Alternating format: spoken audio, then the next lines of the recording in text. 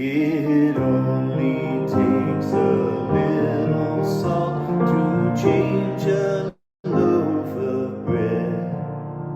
An act of peace can help to halt what violence seeks to spread.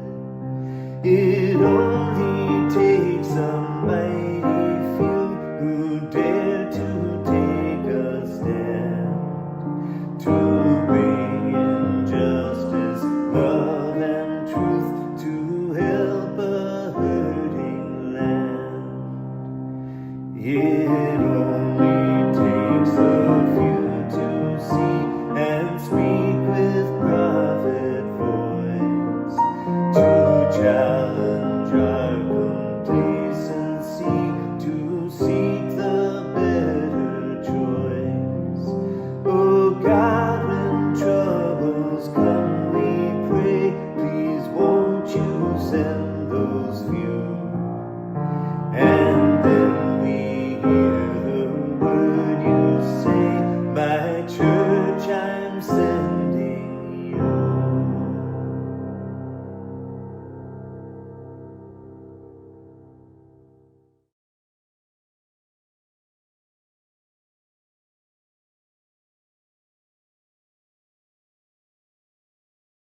Good afternoon, everyone. I am Joan Neal, and I serve as the Interim Executive Director here at Network. Welcome to our sixth discussion of white supremacy and American Christianity, fascism or faith. Judging from the numbers, once again, this seems to be a timely conversation. As of now, we have nearly 1,700 registrants and 10 co-sponsors.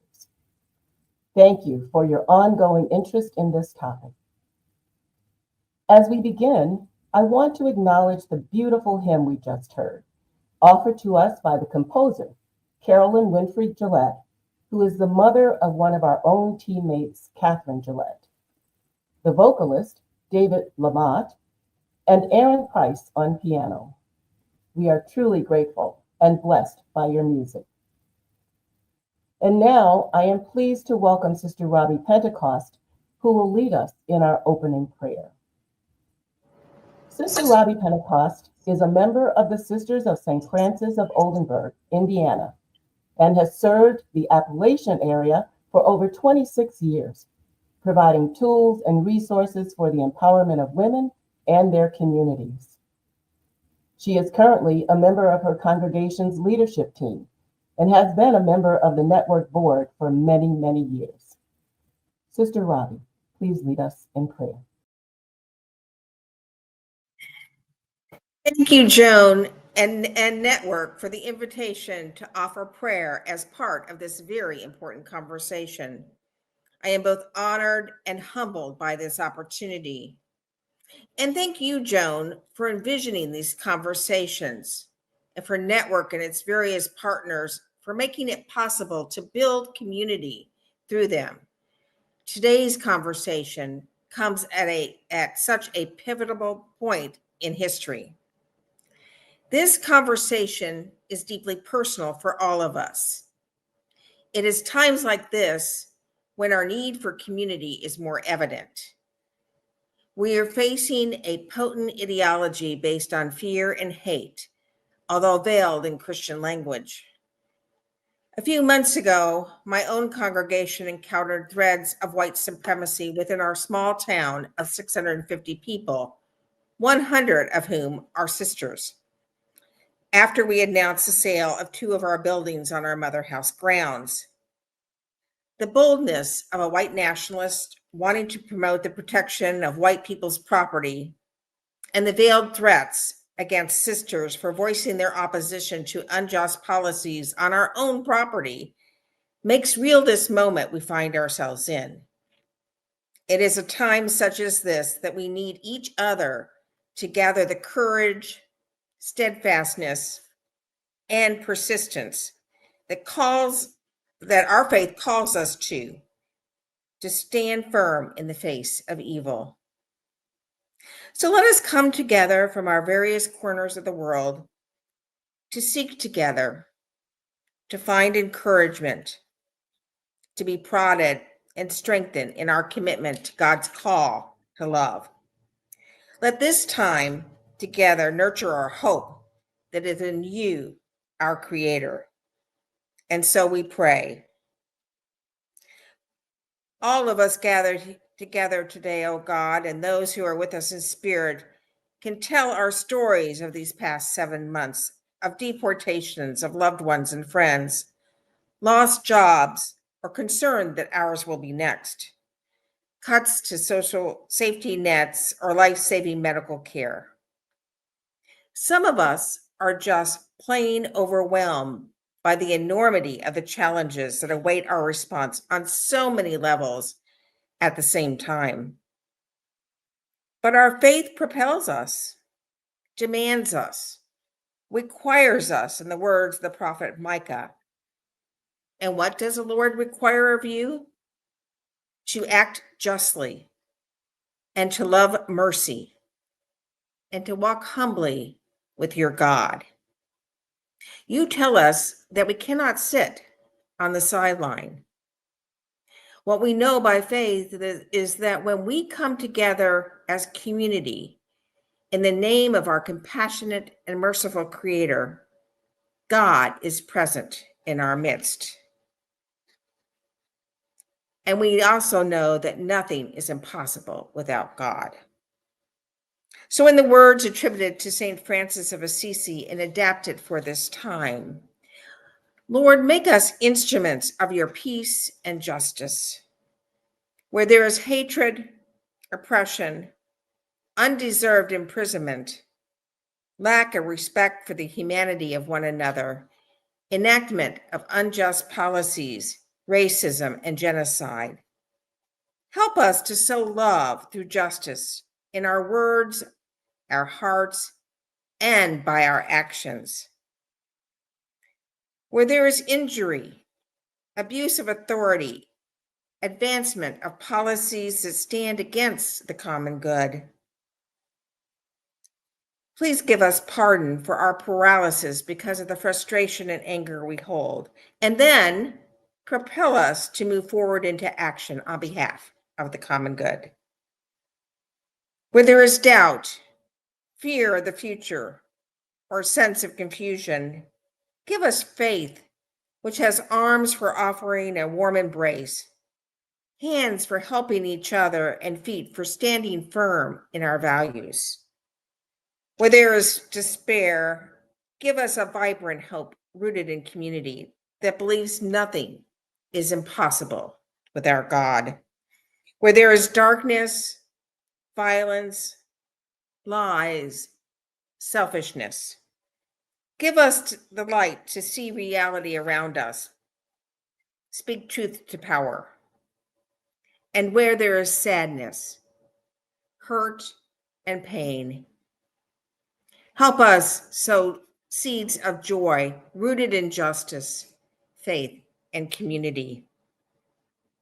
O Divine Master, grant that we may not so much seek to be consoled as to console, to be understood as to understand, to be loved as to love.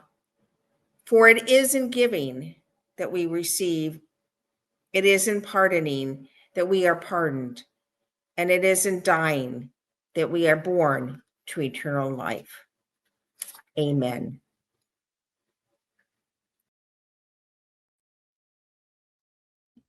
Thank you, Sister Robbie, for that wonderful prayer.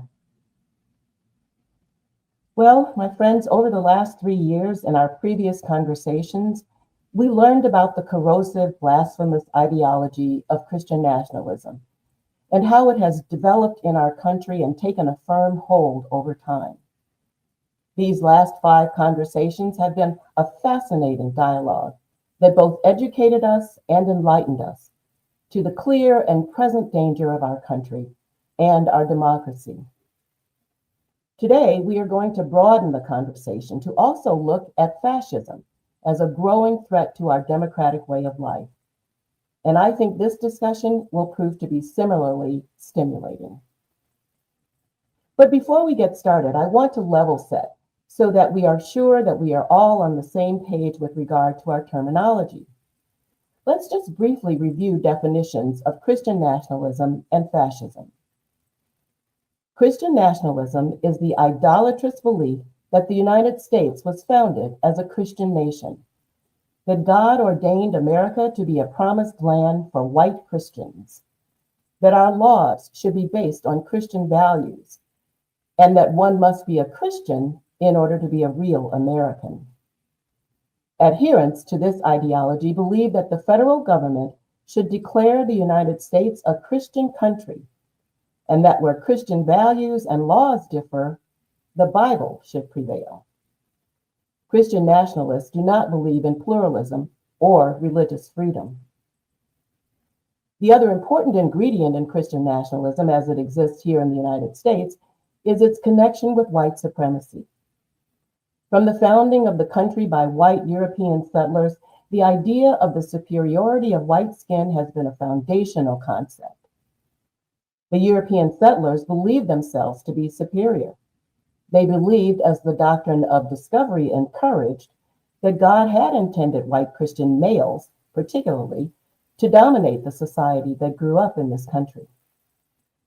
White Christian nationalism has been around in the United States since its founding, and whether or not we see it, it has definitely influenced our communities and our churches.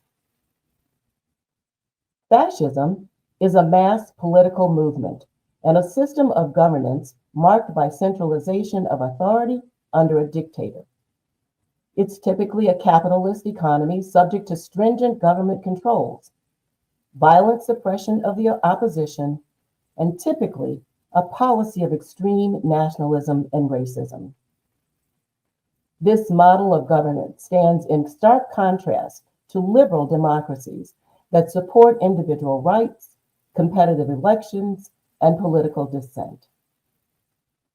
Fascism is marked by the overthrow of existing systems of government and persecution of political enemies, while championing traditional values and alignment with powerful business interests.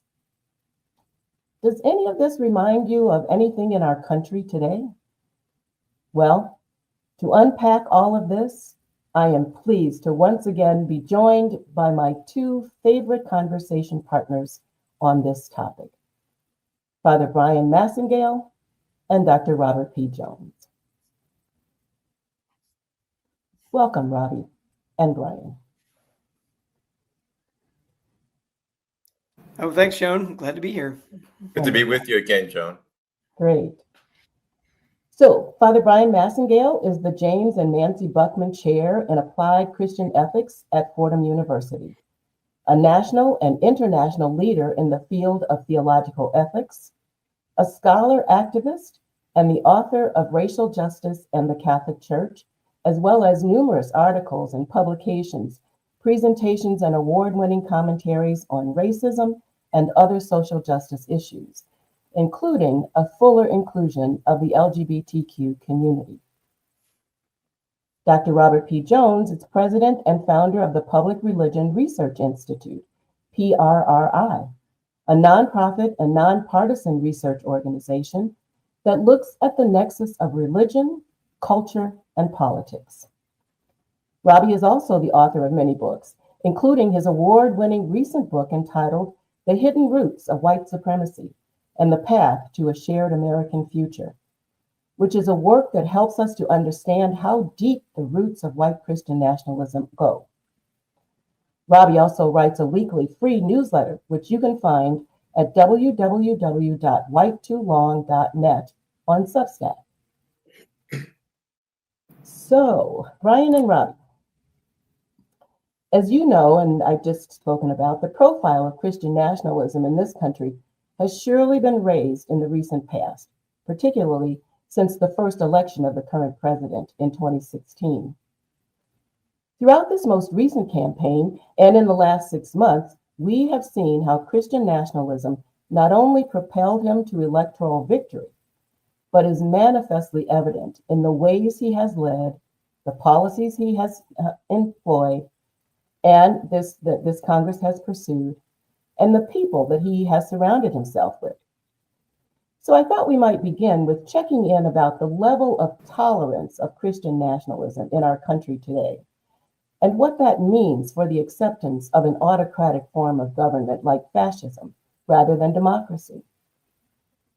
Robbie, tell us what you're seeing in your surveys regarding the country's openness to the ideology of Christian nationalism.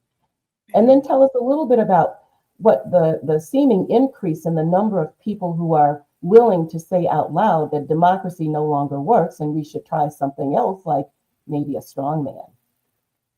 Talk to us. Yeah, well, thanks, Joan. So Father Massengale, so glad to be back with you as well. I can't believe we've done 6 of these. This is the 6th conversation over, 3 years, I think?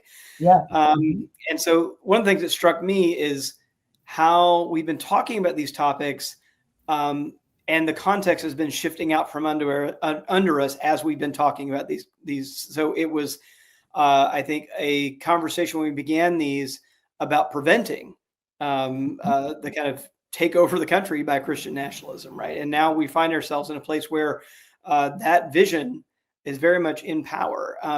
Before I get to some numbers, I thought I'd just begin with 2 images. So I've just come from St. Louis, where I was with the Cooperative Baptist Fellowship group there, a group that's very much dedicated to the work of racial justice, diversity, and equity and inclusion in practicing their Baptist faith. And they send greetings. I told them I was coming, so they send greetings to this group as here. And it struck me when I was there, our hotel was right near the Arch in St. Louis, right? And it is also near the Basilica of St. Louis, right? There's right on the river, right on the Mississippi River. I actually took a photo. You can, if you get the right angle, you can see the Basilica steeple underneath the Arch in St. Louis. And there's a way in which, speaking of how old this kind of struggle is in the country. I mean, of course, the Arch was originally called the Jefferson's Westward Expansion Arch, right? And it is a symbol of manifest destiny. It was literally the portal through which people envisioned, right, the march of white Christian civilization from the Atlantic all the way to the Pacific Ocean. And St. Louis at the time, right, was newly purchased, rights to conquest from France, right, and with the Louisiana Purchase. And that juxtaposition of this cross and the Basilica steeple has a globe and a cross on top of it, right, with this, so this kind of sense of the cross over the globe and conquest, and then this symbol of manifest destiny. We've been struggling with this idea for a very long time, right, in this country. And I was just feeling how that in that same block area is also the courthouse where enslaved people were auctioned off in the shadow of the church. Like you could see the church from the old courthouse. They're all within a block of each other. And so all of that, right, is kind of part of our legacy and part of a struggle, I think, to realize a more faithful version of Christianity and democracy in this country. And then the other thing I just can't help but mention is that just this weekend, we have in the Minnesota State Capitol, lying in state, State Representative Melissa Hortman and her husband, who were politically assassinated in this country. Like it is so clear this was a political assassination. And it was, and I think that this has not been covered that well, it was motivated by Christian nationalism. The profile of the person who was the shooter, the murderer, he's been in Africa preaching Christian nationalism and spiritual warfare and Christian domination, right? That's the worldview that pulled the trigger, that is in our lifetime, right? This political assassination. So it's so very old and so very present with us at the same time, right? And so I think it's just so stark, and the cost of it are so very present with us. So I'll just give you a couple numbers, and I'll turn it over to Brian just to kind of level set here. When we ask about this worldview, the good news is that by a margin of 2-1, Americans reject this vision of Christian nationalism, right? So it's only about a third of the country, about 3 in 10 actually of the country, who affirm these ideas that yes, U.S. law should be based on the Bible. The U.S. is a Christian nation. You can't be truly American unless you're Christian, like those kinds of ideas. It's only about 3 in 10 Americans that really embrace that worldview. More than 6 in 10 that reject it. However, there are the groups that are more likely to embrace that worldview are white Christian groups, and in particular white evangelical groups. About 2/3 of them embrace that worldview. And it's notable that if you look at the Catholics, there's a big difference between white and non-white Catholics on this view as well. White Catholics are more likely, they look about like the national population, right around 3 in 10 white Catholics, but that number drops again to only about a quarter of Hispanic Catholics. So you can kind of see some differences there in embracing that, in really embracing that worldview that highly correlates with authoritarianism and fascism, as you described it. So I'll turn it over to Brian with that. Brian, any comments about just what Robbie's told us about the level of acceptance in our country of this ideology of Christian nationalism, and particularly among Catholics? And I have more to talk to you about in that regard later. Oh, okay. Yeah, I've got a whole lot to say about Catholics. But anyway, it's good to be with you and with Robbie again. It seems like, yeah, we've been doing this for a while. And now we've been trying to warn people about what was coming. Now, here we are. And I'm going to resist the temptation to say we told you so, but we did. And I think part of the ongoing challenge of this work is getting people to listen, to pay attention, and take it seriously. And why is there such resistance? I've been thinking to myself, why have Catholics supported this movement? Or another way of putting it, why haven't Catholics been more vocal in their opposition to what's been going on in the country in the last 6 or 7 months? And two things I want to offer, and we'll unpack them as we go along, I'm sure. The first we have to remember, as Robbie said, this is not a new struggle. This is a new iteration, a new manifestation, but it's not a new struggle. And we need to recall that standing against racism has never been a major badge of Catholic communal identity. Black activism has long been held suspect. We look at who's in the religious leadership, who's allowed to be in religious leadership in our country. The paucity, the scarcity of Black priests, Black bishops, Black religious. This didn't just happen. It happened because we didn't want Black people to be seen as invested with sacred authority, being able to speak God.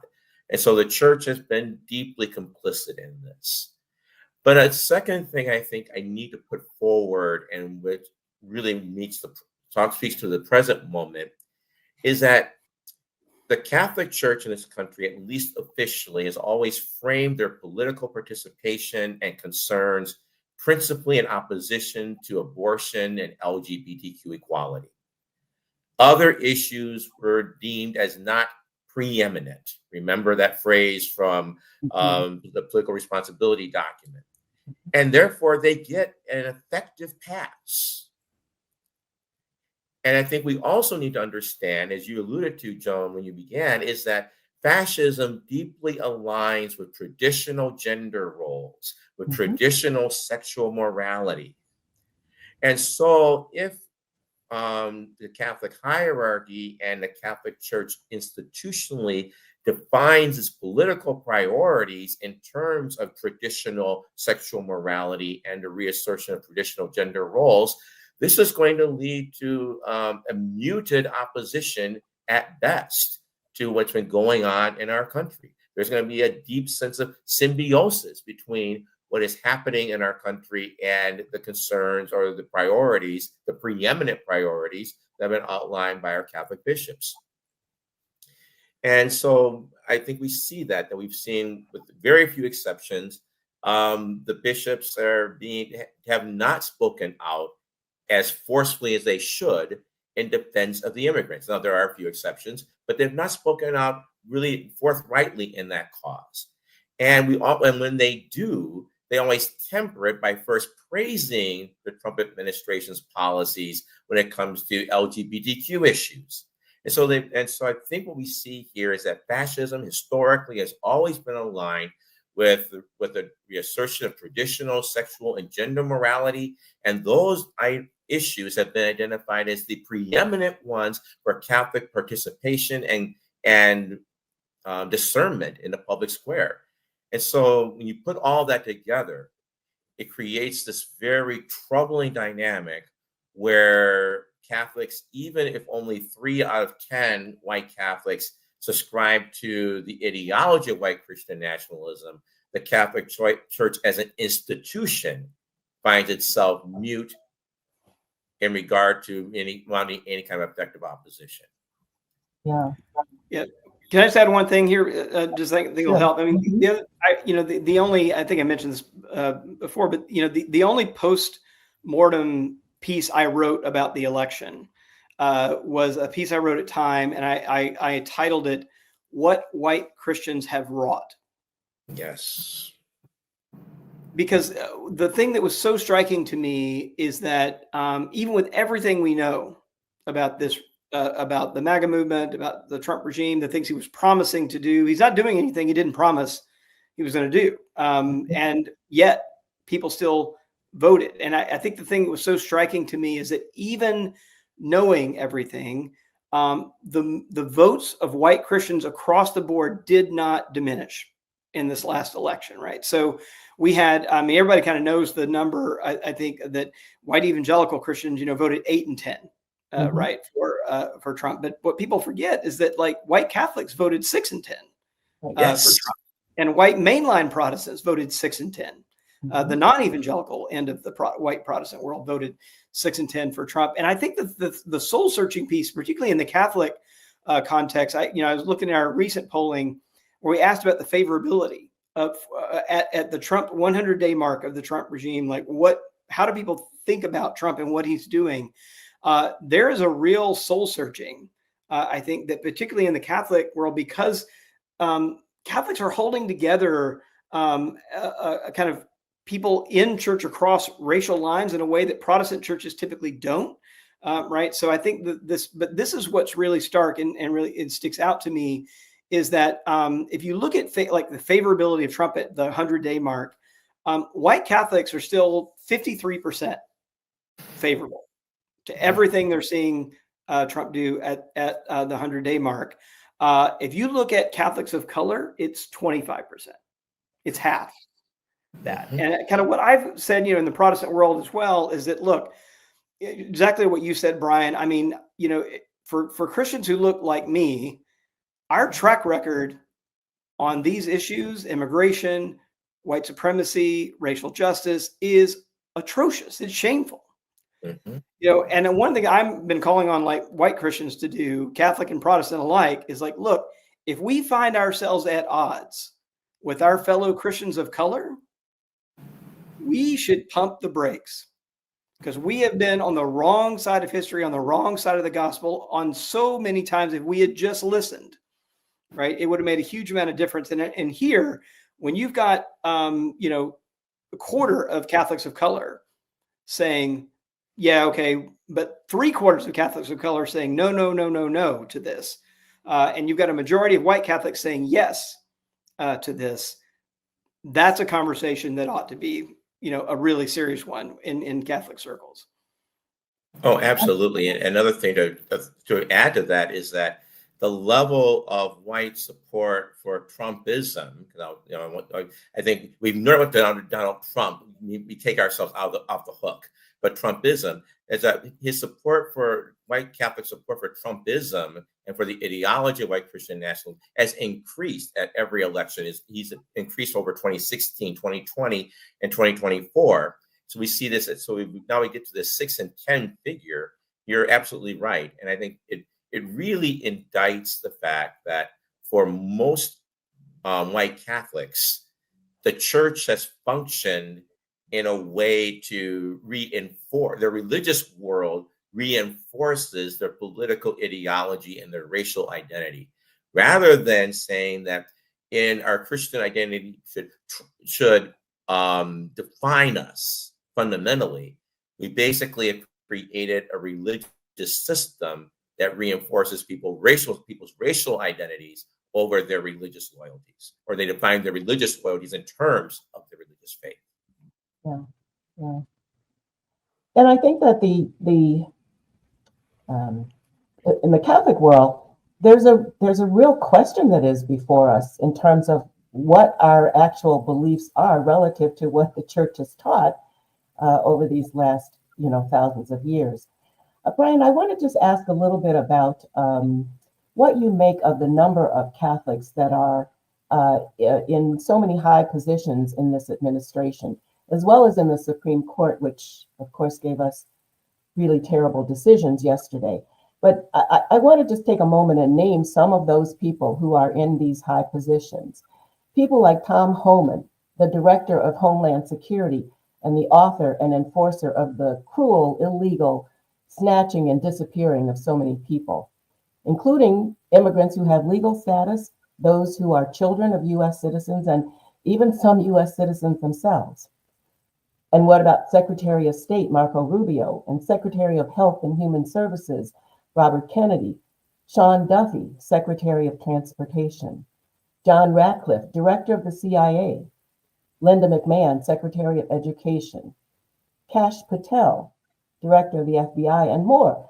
And of course, the most famous, Vice President J.D. Vance. And then you look at all the Catholics on the Supreme Court. What is happening here? I mean, in addition to that, Steve Bannon and all the other advisors and the Catholics, Leonard Leo, who are the backers, and the Napa Institute. What is happening in Catholicism that Catholics can take public positions like this in this administration and pursue an agenda that is so antithetical to our faith?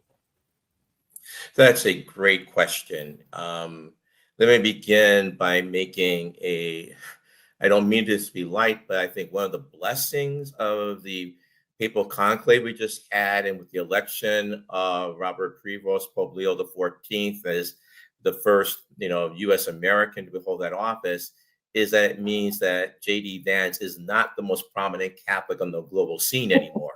So at least we can be grateful for that. The Holy Spirit was working. Amen. But now a more serious answer to your question is this, and that is, unfortunately, this is not new. When we look at previous fascist regimes, we've seen them be in the ascendancy in Italy and in Spain. And both of these were deeply Catholic countries. Mm-hmm.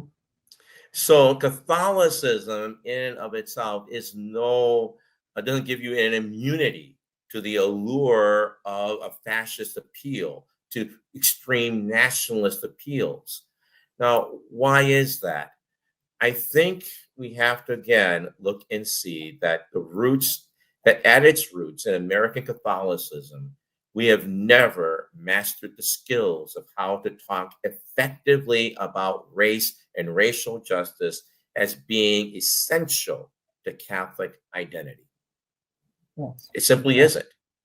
And so what we've got instead, for most white Catholics, racial justice is seen as somehow extra credit, if even that. In other words, it's a nice thing, but it's not an essential part of their Catholic identity. And again, we have some research for this. Not to mention another polling organization, but the Pew Research study of Black Catholicism found out that 75% of Black Catholics see opposition to racism as being the most important or significantly important a part of their faith and their faith expression. Mm-hmm. We don't see that reflected at all in white Catholics. And so with the result then, as long as you're willing to give, again, at least rhetorical lip service to being pro-life, at least in terms of being anti-abortion, that's enough to make you Catholic.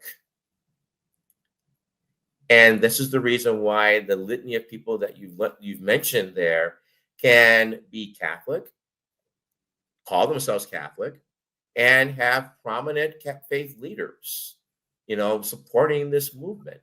I mean, we have to remember that was a Catholic cardinal who prayed at President Trump's inauguration. Yes.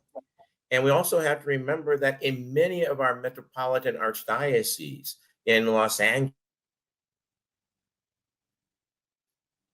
wow. Angeles, in New York, of their Catholic flock are people who are immigrants or people who are living in households who have mixed immigration status, who are particularly vulnerable right now. Even Archbishop Gomez in Los Angeles had to say, look, my churches are emptied. People are afraid to go to church now because, again, ISIS said that they're no longer respecting churches as being a place of sanctuary, that they will conduct raids even outside of churches.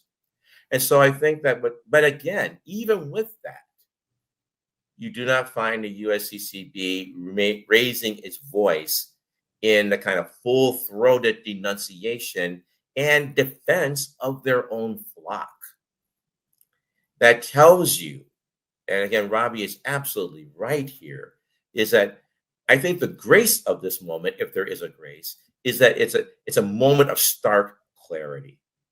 That white Christianity and white Catholicism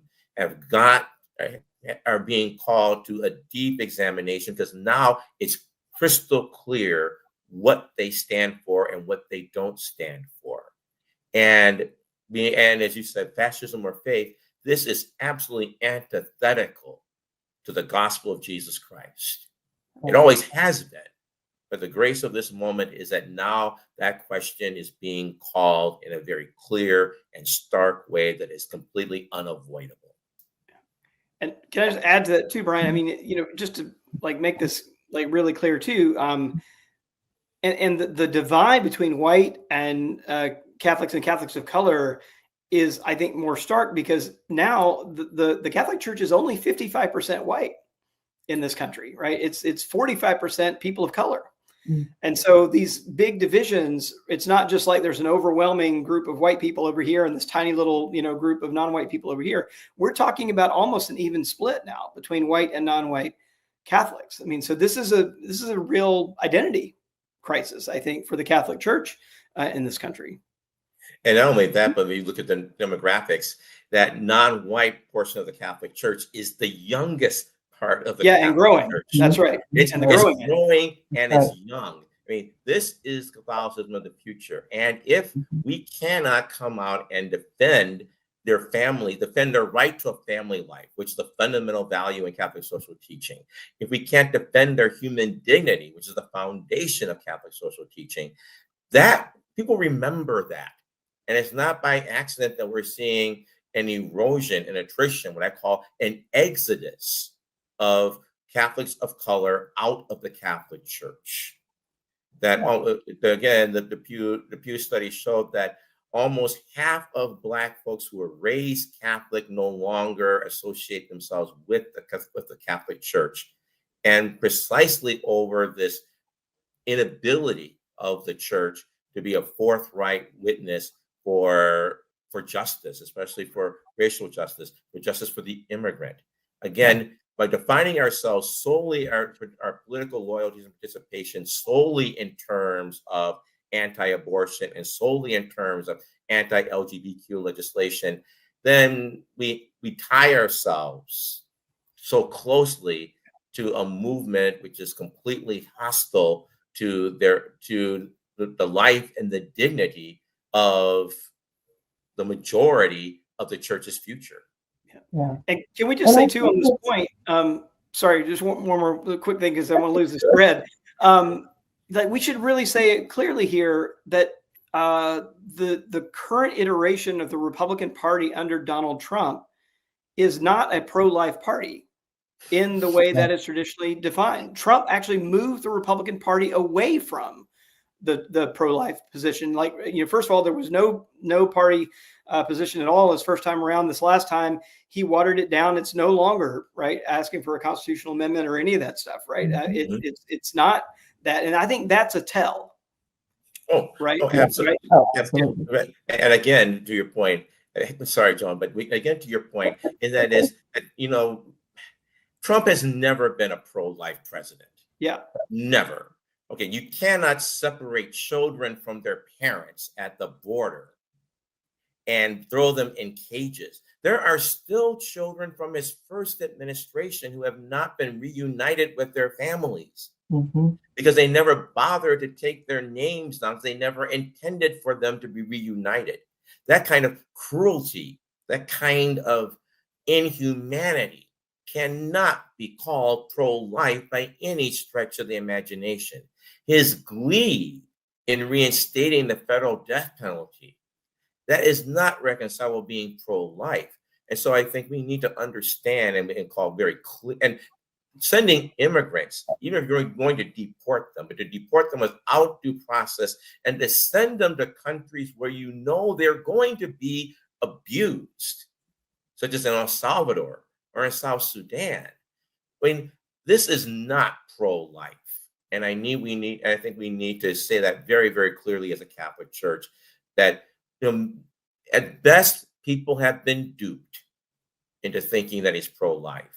Yeah. But at worst, we've been blind, and we've been deliberately blind and turned a blind eye to his flagrant disregard for the dignity, for his respect to the equal dignity of every human life. And that is a challenge not only just to our Christian faith, whether we're talking Catholics or evangelical Protestants or mainline Protestants. It is a challenge for our country and for our democracy.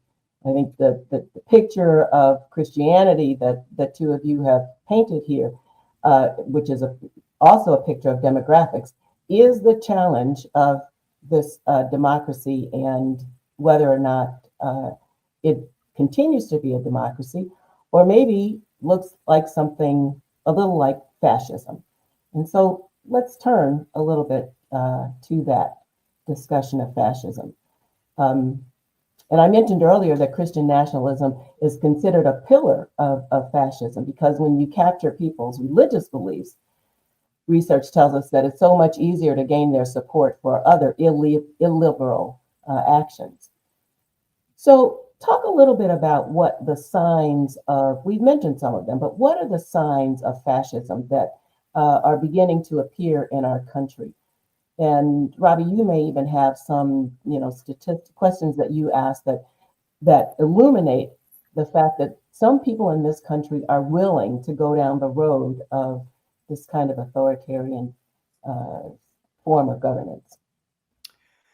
Yeah, well, thanks for that. We have asked about this, and what we find is that support for Christian nationalism, support for authoritarianism, and frankly, support for the MAGA movement all fit hand in glove. They're highly, highly correlated worldviews. If you support one, you're inevitably likely to support the other. We find about 4 in 10 Americans fit a kind of authoritarian profile support. And, we're asking, things like, we need a president who is willing to break the rules, if that's what it takes to set things right. If they disagree with the courts, they should just ignore them, like those kind of moves. And even we're asking about those things. Again, we have about nearly 4 in 10 Americans, and it is, again, the same pattern. It is white Christians who are more likely to support those views than others. So I think it's quite important that we kind of pay attention to this. And I was thinking about fascism, and I should just confess, like during Trump's term, first term, I was reluctant to use the word fascism. I thought it might be a stretch too far. I don't believe that anymore. It's a term that comes certainly out of kind of this early part of the 20th century of these movements, as Brian described, in Europe, in Germany, in Italy. And so it has that historical precedent. But if you take it even out of that context, there are these marks of it, right? And we see almost all of them right here. Even during Trump's first term, I wrote about Trump's appeal, particularly to white Christians, over nostalgia. Yeah. And that is a powerful, powerful drug, right? Disillusionment and nostalgia. And if you remember, like when he talks about the country, he talks about our country as a failing country.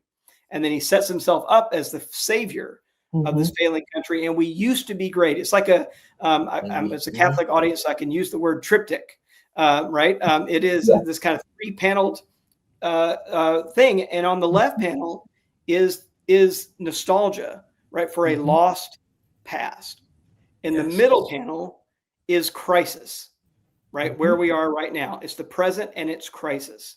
And in the sort of panel on the right is the golden age that we are being led into by the great leader, right? And so that's kind of the fascist formula. And we are, I mean, all of us should be recognizing, boy, that's right here with us right now, right? This even talks about a great golden age every time he posts, right? In all caps, a great golden age. And, you know, whenever he talks about the country, we are in crisis. Half the things that he has done in this administration by executive order, he has done by declaring a fake emergency. That's right. And Congress has let him do that. A fake economic emergency to get the tariffs going, a fake alien invasion, right? To kind of go with these kind of illegal detainment and mass deportations. It's all because you need, if you were a fascist leader, you need the crisis, right? To run roughshod over the Constitution, to run roughshod over, and this is where I think Christians really have to be in play. The other thing that gets run over is our sense of empathy, our sense of solidarity, and our sense of basic decency, right? That gets run, because if we're really in crisis, you know, we have to set all that stuff aside, right, to solve the immediate problem. And I think that's where we have to stand up and say, oh, actually, no, right? We're not going to shelve empathy. We're not going to shelve our humanity just because you've said there's this emergency. And it's an emergency that you have created by the things that you have created. Right. So, yeah. And not only that, but there's also an act of denigration of compassion and empathy. I'm forgetting the public official who basically said that that's the problem that we have. And I think that's the other. Yeah, Musk talked about we're committing like a suicide because of empathy in this. Because of empathy, right? Yeah. And I think that's the deepest danger about how does it become fascism, is that, remember, one of the core parts of fascism is a suppression of dissent, the suppression of disagreement.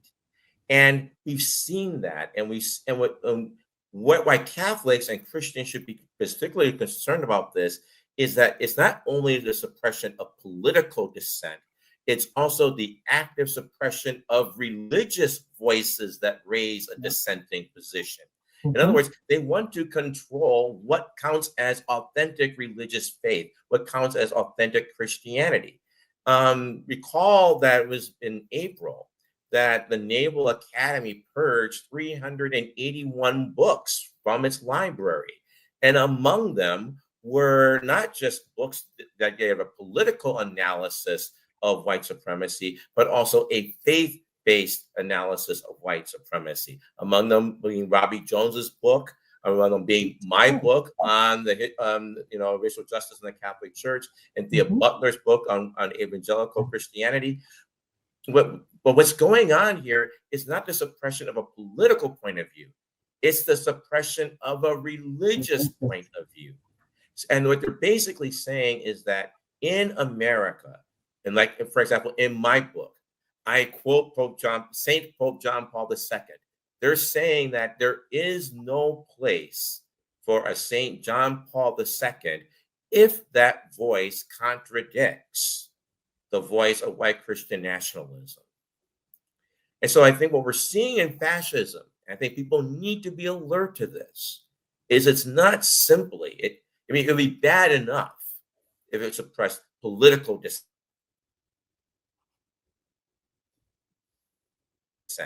And we're seeing this now, roughhousing of political leaders, the manhandling of a U.S. senator in California, and Trump said, because he looks like an illegal. So let that sink in for a while. This is here. But the other part of fascism is that it has no respect for religious freedom. It has no respect for religious liberty. I don't care if the president does have a commission on religious liberty. It is not a respecter of religious liberty if those voices contradict its agenda. And I think we need to understand this, because one of the things that Trump benefits from is the belief that it can't happen here in America. That it can't happen in America. We could never do that. So when people use the word fascism, we're seen as extremists, we're seen as alarmists or whatever. No, we need to understand that This was not an idle action in the Naval Academy. In fact, they talked about this is supposed to be a prototype so that any institution of higher education or any educational institution that receives federal funding cannot have books like Robbie's or mine in its library. In other words, this is not simply about suppressing political dissent. It's also about the policing of religious values. And I think we need to understand this and understand this clearly.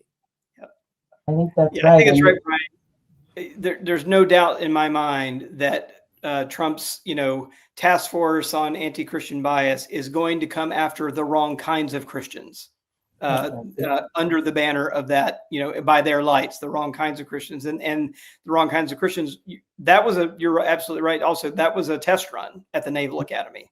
It's not the end.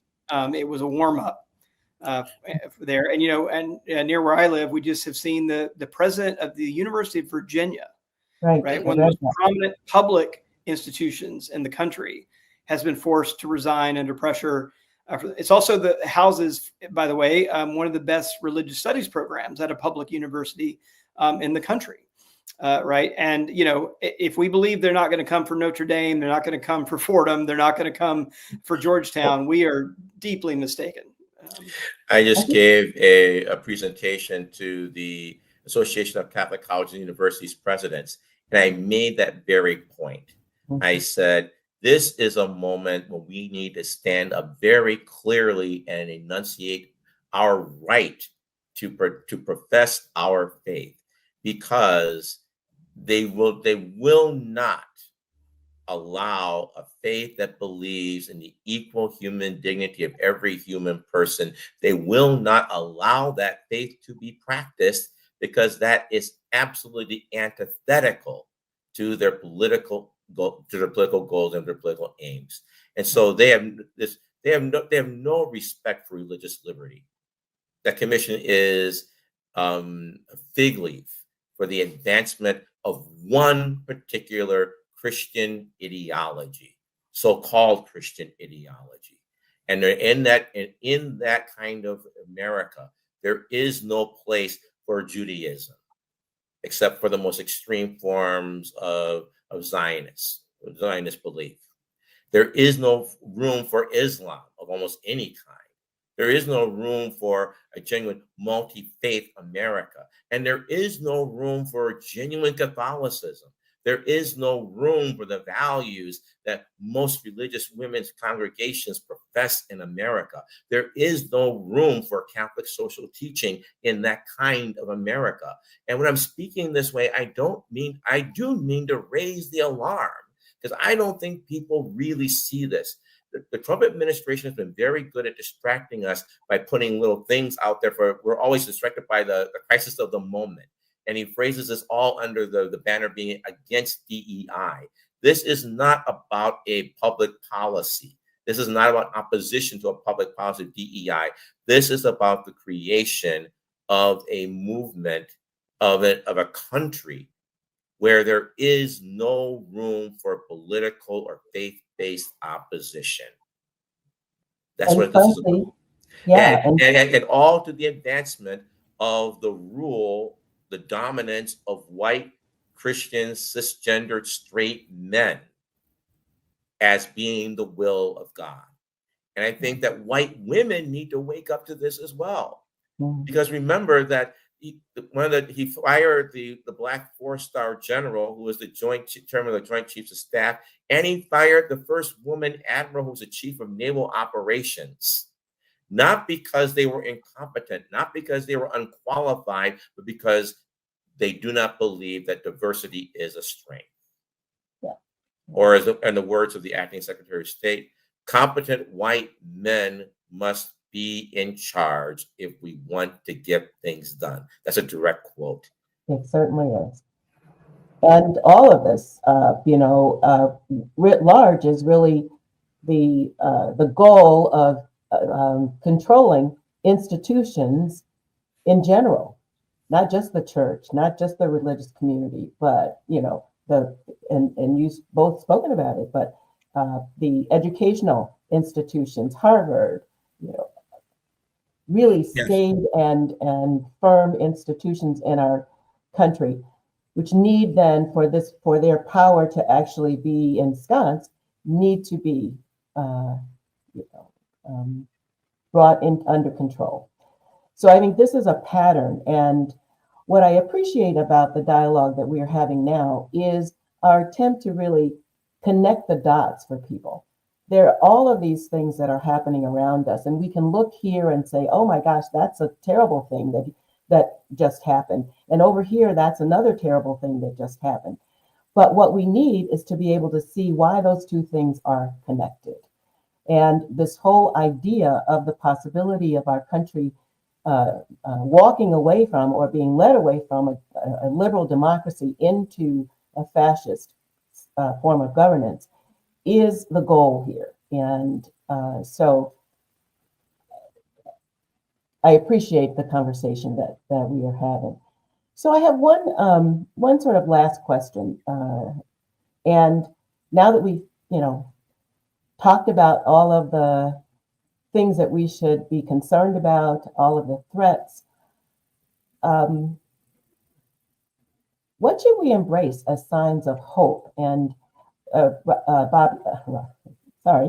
Brian, you mentioned earlier that the fact that we have some clarity about this moment is potentially a sense of hope, because as long as we know what we're facing, we have the ability to push against it.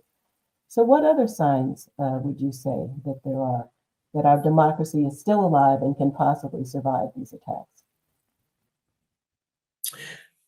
I'll take a stab at this because I think that, again, in our opening song that we used at the beginning, it said that only 3.5% can make a difference, and basically we're talking about the biblical parable of the leaven and the dough, basically. Mm-hmm. And so I took my calculator out and I said, what would 3.5% of the American population be? And which the American population is about 230 million. It means you need a little over 8 million people.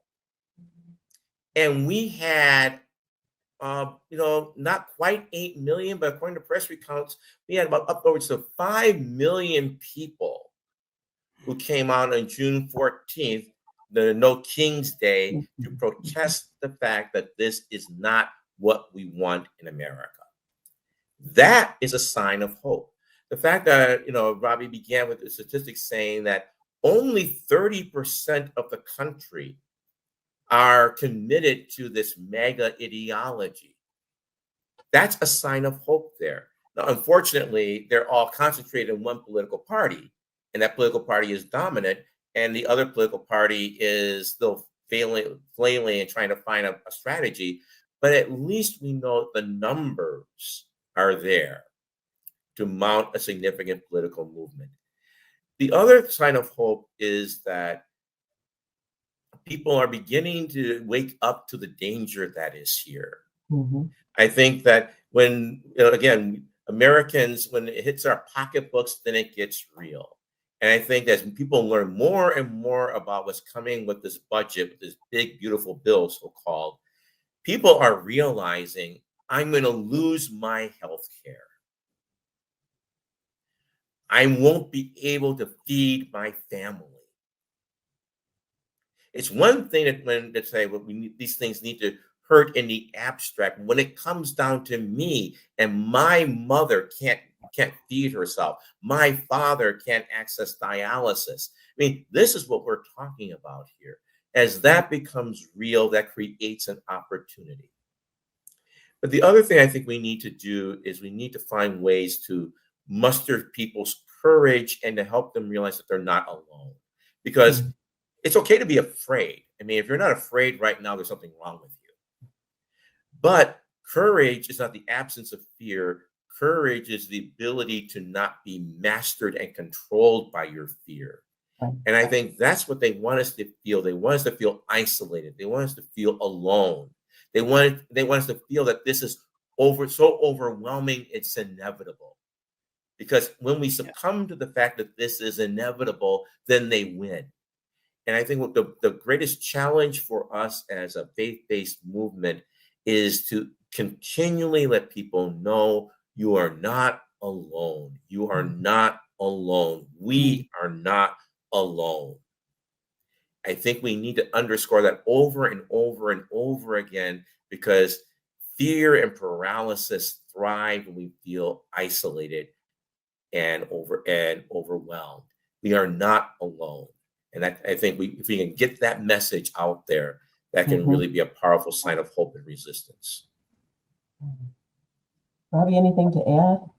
Oh, it's always dangerous going after the man who stands in the pulpit a lot. For the closer, but just a couple. It's funny, Brian. I was going to go back to the 3.5% too. That's why I don't know if you saw me smiling. I did see you smiling. Yeah, I was thinking exactly the same thing. And that number, by the way, comes from social science research. That's what they found.